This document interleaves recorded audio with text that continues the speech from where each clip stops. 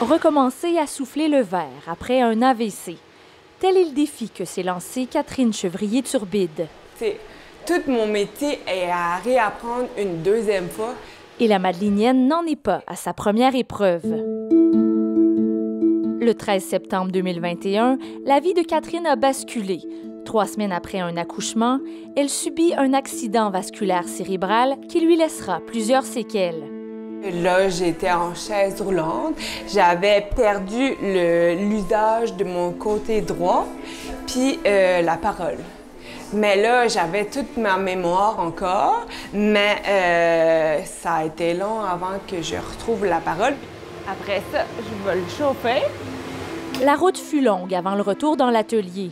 4 mois pour recommencer à parler. Elle a ensuite dû réapprendre à marcher et à écrire de la main gauche.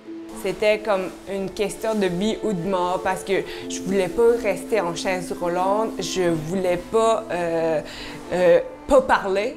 Et la réadaptation de Catherine Chevrier-Turbide est toujours en cours. Mon poignet droit ne marche pas comme il faudrait, et que je le pratique.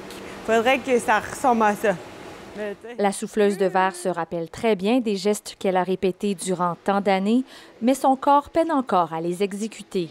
C'est dur, là, c'est dur physiquement, c'est dur mentalement. C'est dur parce qu'il faut coordonner ce que font les deux mains ensemble. Puis moi, j'ai pas assez de force dans mon bras droit pour tenir mes outils d'une main. 2 mois après son retour derrière les fours, les pièces qu'elle arrive à créer sont de plus en plus complexes. Puis là, je faisais des billes, mais là, des billes pas droites, que je finissais pas à chaud. Puis là, je suis à l'étape de faire des cœurs. Mais, comme je suis fière de ce que je fais, tu sais. Même si les 2 dernières années ont été parsemées d'embûches, la Madelinienne parle aujourd'hui de ses réussites avec fierté et émotion.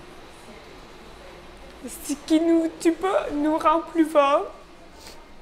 Puis, je voudrais le dire sans pleurer. C'est par persévérance qu'on arrive à tout, tu sais.